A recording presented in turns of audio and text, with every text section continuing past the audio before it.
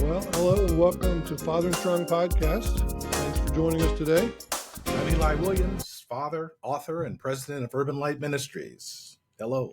And hello, I'm Bruce Stapleton, father of 4 adult children, 4 beautifully great looking grandkids, and also the co-founder and developer of Fathering Strong.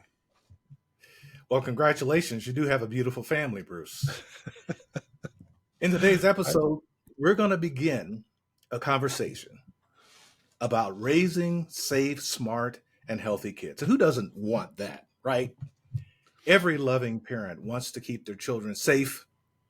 And so the question is, what can we as fathers do as fathers and parenting partners to protect our kids?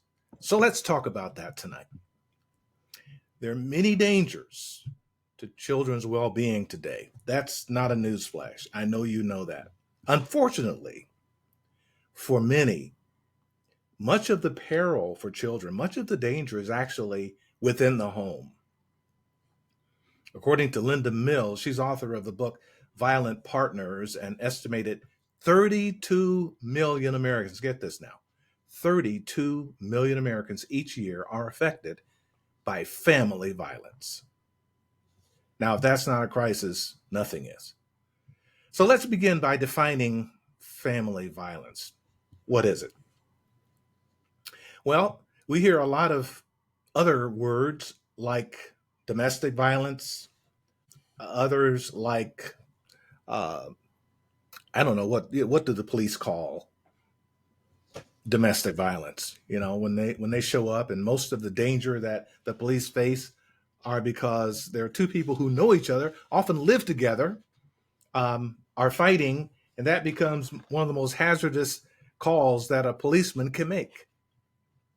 So family violence is anytime people in a close relationship are having problems that end in violence, and sometimes they're actually blood relationships, often people in a romantic relationship, and that's family violence. Family violence affects not just adults, but also children. So the question is, what are things that dads can do to help to prevent family violence, and as well as community violence, which we'll talk about later? So let's get with it. First of all, this break. We dads and father figures need each other, no doubt about it. We need a safe, non-judgmental place where we can get together and share our stories, where we can share our challenges, we can share our heartaches. There's a place where we can share our joys, because all of us dads have something that we bring to the table. We bring our experiences, good, bad, and ugly.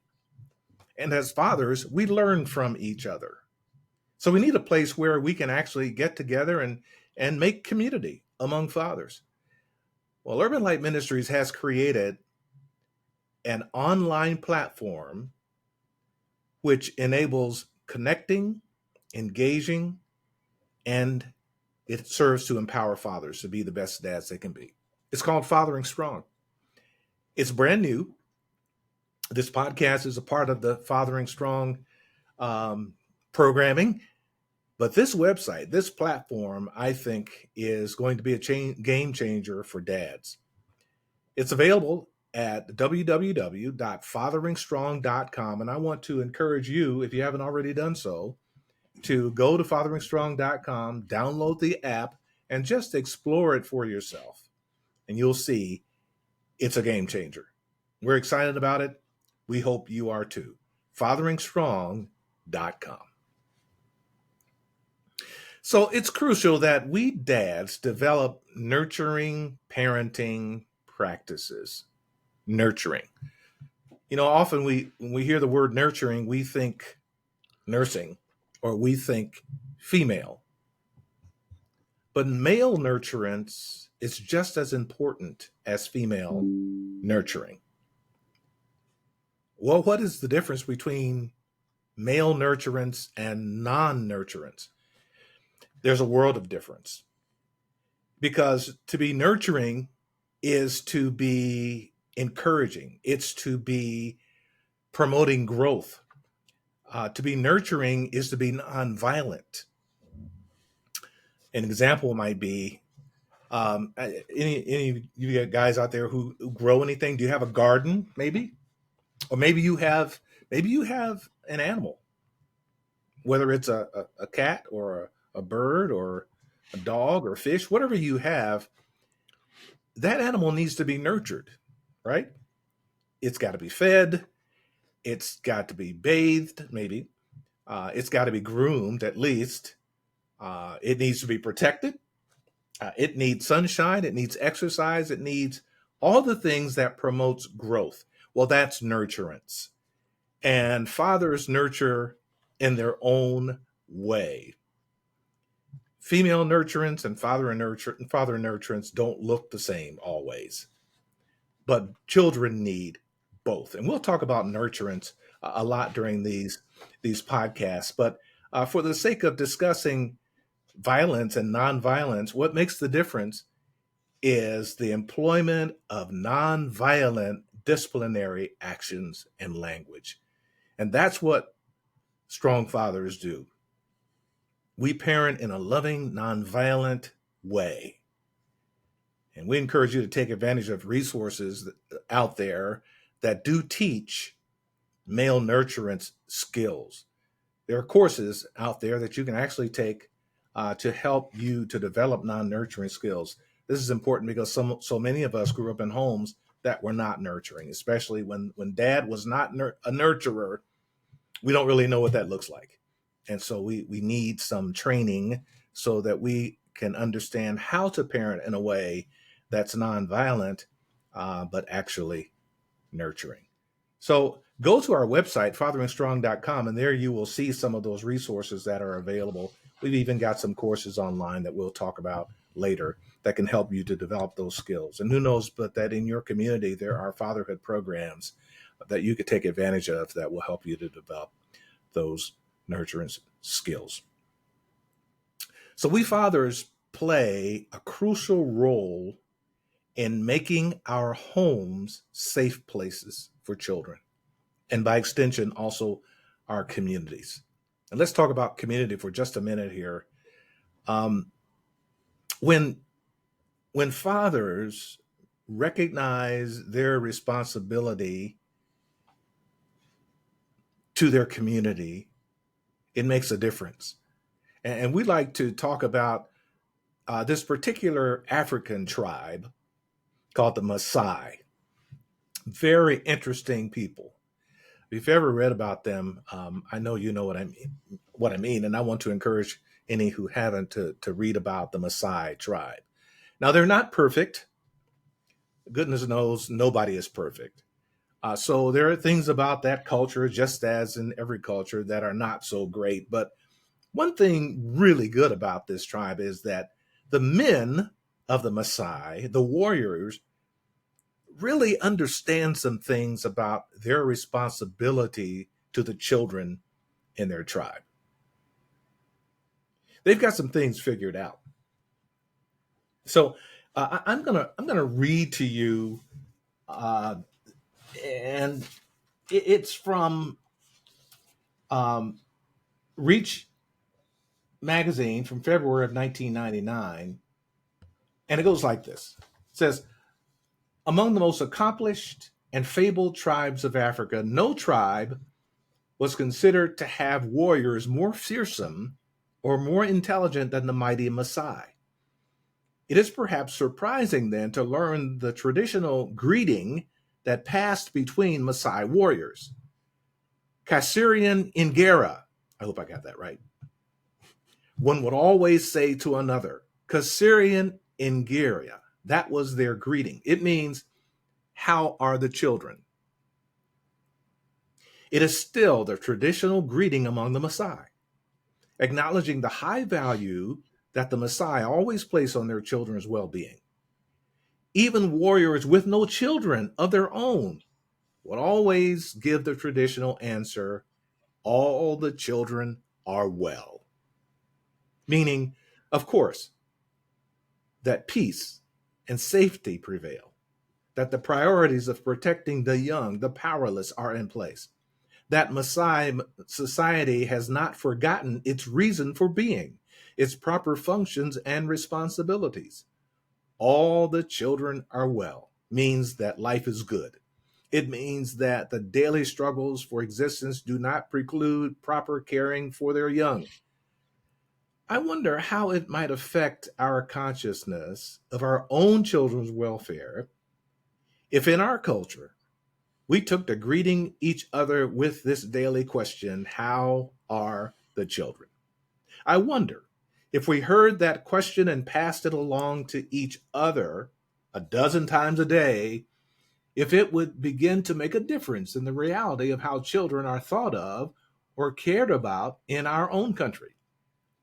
I wonder if every adult among us, parent and non parent alike, felt an equal weight for the daily care and protection of all the children in our community, in our town, in our state, in our country. I wonder if we could truly say without any hesitation, the children are well. Yes, all the children are well. What would it be like, the article continues, if the minister began every worship service by answering the question, and how are the children? If every town leader had to answer the question at the beginning of every meeting, how are the children? Are they well? Wouldn't it be interesting to hear their answers? What would it be like? I wonder. End quote. I think that's a powerful story, and it's a great question. It's a great question. What would it be like if in our world, in our culture, in our neighborhood, if that question was asked, if that became the priority for everything that we're about to do that day? Because if all the children are well, right, it means everything is well in our society. Someone has said that one of the measures of a healthy society is the extent to which they care for the most vulnerable. Well, who's more vulnerable than children? Older people, sure, seniors, but the little children, when they are well, when we can say that the children are taken care of, when we can say that the children are safe, when we can say that the children are well fed, when we can say that our children are doing well, we can say that we have a healthy society. Isn't that right, Bruce? It sure is. Just think what that would do to our school systems. It would totally change our school systems. So how do we go about ever reaching the point where we can say that all the children are well? Well, I believe it starts at home. I don't believe that we can count on a school system or social services. I don't think that any government programs can bring about this state where all the children are well. It really needs to start at home with moms and dads. Moms and dads. So certainly then, go ahead, Bruce. No, I'm saying you can see just from the child's action how that happens, and if you meet the parents, you can definitely see why the child's that way. I mean, I've dealt with many children in my past in different jobs where you have issues with them, and then the parent comes and you find out why the kids are acting that way, and it's not our job or the school's job to be disciplining and teaching the kids what to do. It's a parent's job, and like you said, if they don't have good nurturing themselves, then it's tough for them to know how to react to their kids. And this is where we need each other as fathers, because each of us has something we can contribute to other dads, thus the creation of our Fathering Strong app. I want to take a moment and ask you this question as we take a break. Do you know a new father who could benefit from a basic introduction to healthy parenting practices? Do you know someone? Or maybe you could benefit from a short course, just 4 sessions, 4 1-hour sessions that would help you to begin to develop healthy fathering practice. Well, there is such a thing called Pops 101. And Pops 101 is a free course consisting of 4 1-hour sessions in English and in Spanish. And it could be perfect for that person you're thinking of, or maybe even for you. Pops 101 lays out practical steps toward becoming the protector, order keeper, provider, and stabilizer every child needs. Learn more about that at www.urbanlight.org. That's urbanlight.org. And they can take that course right on Fathering Strong. So Right on. It's free. Yes. It's virtual, so you don't have to go any place. You can do it right from your own smartphone or tablet or computer, whatever you use. Just go to urbanlight.org and sign up for it. It's free. We'll even send you a certificate of completion. All right. So it's important that we dads take a leading role in ensuring that our homes are safe for small children. One of the things we can do is to make sure that we have gone through our home and we've made sure that there are things in place and things not in place that could be a danger to children. Things in place to make sure that they're safe, and things that are dangerous are not within the reach of children. Let's start with something basic.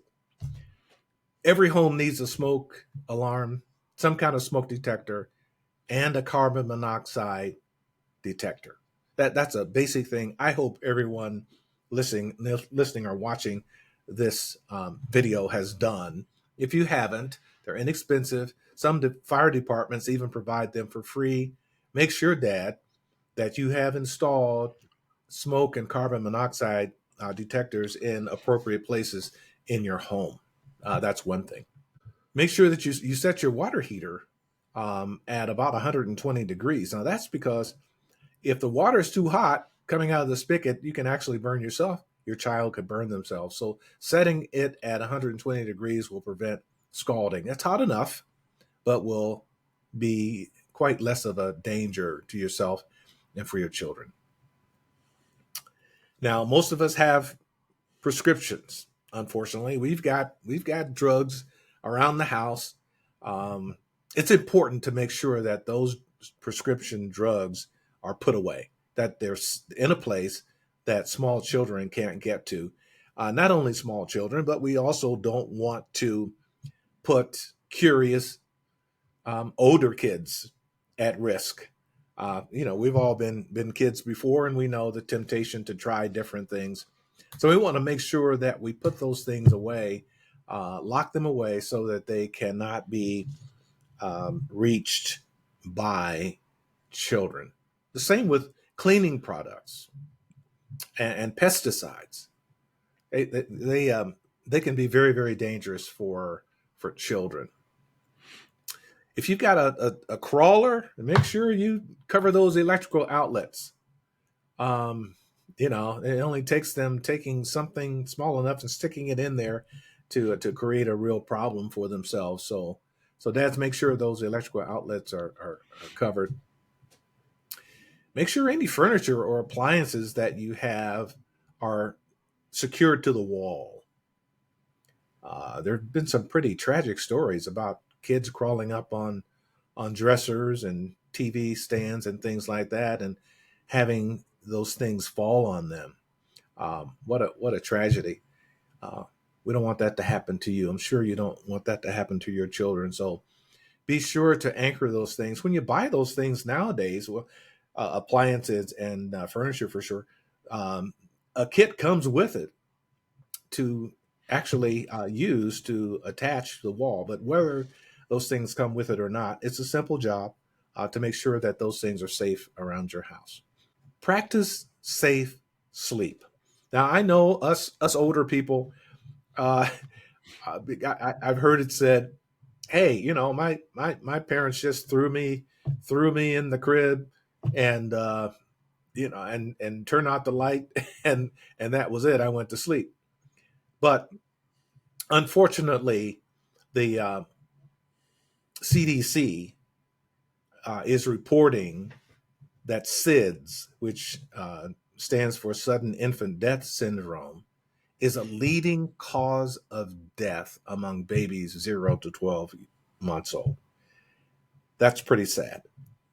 And I've seen situations in my local community where uh, it just out of nowhere, parents find their child dead um, in their crib or wherever they were sleeping, or those cases where mom or the dad or the mom and the dad have the baby in the bed with them, and one of them rolls over on the child and suffocates the child. I mean, what's more sad?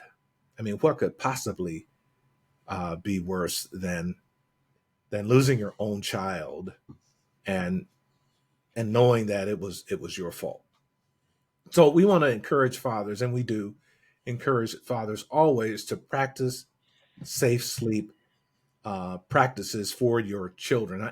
It's easy to remember if you think of A, B, C. A means alone.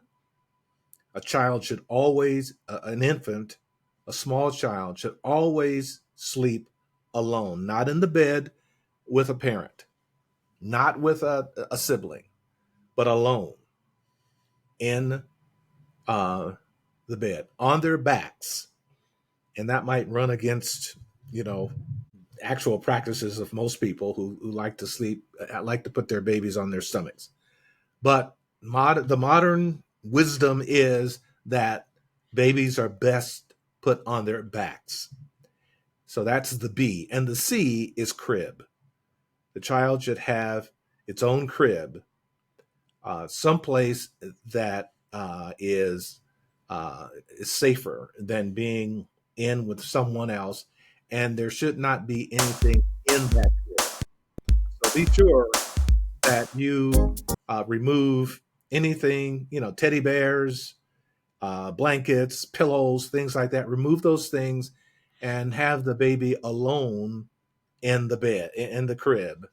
That cuts down on the chance of the child suffocating. So don't let your child be a statistic. Make sure that your child is sleeping safely. So those are some of the things that we wanted to share with you today about keeping your children safe at home. There's a lot more to this. We wouldn't dare try to cover everything during this 1/2 hour podcast. If you want to get more information, you can go to our weekly blog. And if you haven't already signed up for that, you can do that on the urbanlight.org website. Get our weekly blog, because this week begins a series on raising safe, smart, and healthy kids. And a lot more on this topic is found there in that blog. And they can get it on Fathering Strong too. We post it on Fathering Strong and the Urban Light website, so they can see it on both. So check it out. Hey, Eli, Go ahead.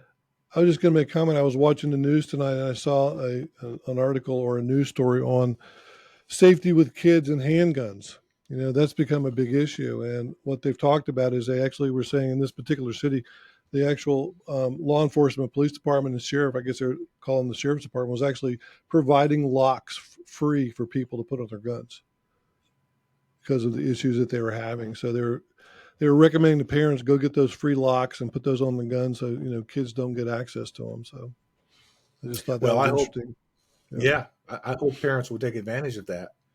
How terrible to have your own child injured or injure someone else because of a gun that was not secure. Fathering Strong is powered by Urban Light. We're a non-profit organization that has been serving the needs of families and children for nearly 30 years. Your support helps us continue turning the hearts of fathers to their children and the hearts of children to the Heavenly Father, while meeting some of the immediate needs, some of the critical needs of struggling families with small children, which we do all incognito because we don't want to be the heroes. We want the parents to be the heroes. And so we have a fund set aside to help in those immediate felt needs of struggling families with small children. Contributions of all sizes are welcome to Urban Light Ministries. Just go to our website, urbanlight.org. That's urbanlight.org, and click on the donate button. We want to thank you for joining us today for our very first, in case you couldn't tell. I mean, we kind of stumbled through this one, but this is our first. So, and you picked up pretty well when I was trying to hit the audio and it never came on. So thanks for catching me on that. well, I'm sitting there waiting for the music to play, and the audio doesn't, it's going and it's turned down low. So we'll get the hang of it eventually. But hey, oh it's yeah, we're, we'll be fine. yeah, we'll be fine. But we do welcome suggestions. Feel free to to suggest things we can improve our podcast. But this was our very first one, and we want to thank you for joining us today. We'll be back next week, same time, Tuesday at 8 p.m. For our next Fathering Strong podcast. Remember, our Fathering Strong weekly blog at urbanlight.org or on Fathering Strong. Go there, get that. It's chock full of helpful information. And we are, as I said, currently on the topic raising safe, smart, and healthy kids. Fathering Strong podcast is, go ahead. No, I was going to say, and if they're watching us on Fathering Strong, connect, look at one of the communities that's out there and let's get connected with some other dads. I mean, that's the biggest thing we're trying to grow with the online app, to get people connected and engaged. So let's, start talking and start making chat and comments on Fathering Strong. And the more we get people engaged, the more we can help. Next week, we'll offer suggestions for keeping your kids safe online. We'll also be discussing bullying and what you can do if your child becomes a victim of bullying. We hope you'll join us then. The Fathering Strong podcast is a production of Urban Light Ministries. Momentum Group provides technical assistance. Theme music is by Harold Rayford. Thanks for joining us. We'll see you next week. All right.